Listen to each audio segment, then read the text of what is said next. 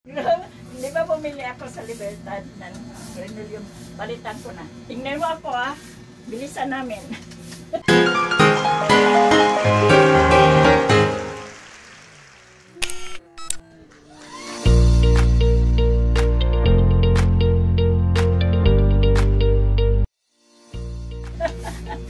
Dito na mga anak apo. Ito.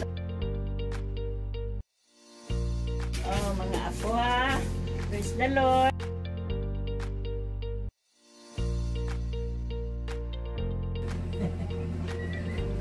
So, hanggang doon sa side.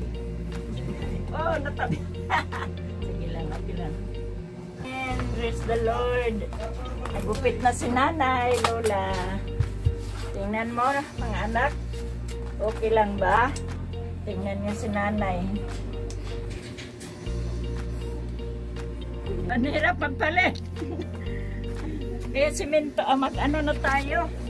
Magpa-tiles. Oh, Lord Jesus. Kulubot na, kulubot. Wait muna. Ibaba muna. Ibaba natin mga anak apo. Kasi ang hirap pagpalit. Oh, Lord Jesus. Panday pa tayo. Panday pa tayo. Ate, wait muna Doon na tayo. Di na daganan mga anak apo. Kasi kung daganan mo, mahirapan ka magpalit at saka maglinis. Kailangan, huwag na ipasok sa ilalim.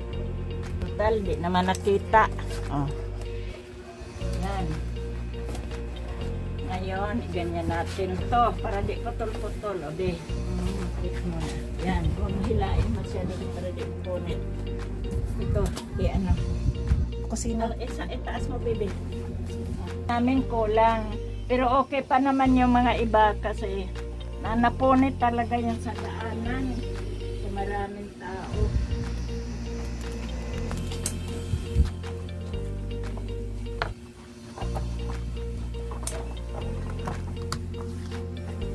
Kailangan dito may nagbalot ng regalo nito mga anak apo.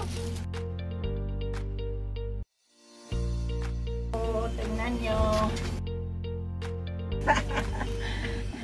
Ayan mga amin na maliit. Diba? Cute diba? Maraming gamit. Pero may ayos. Ito lang ang 4 years mga anak ako. Kulang budget namin. Praise the Lord.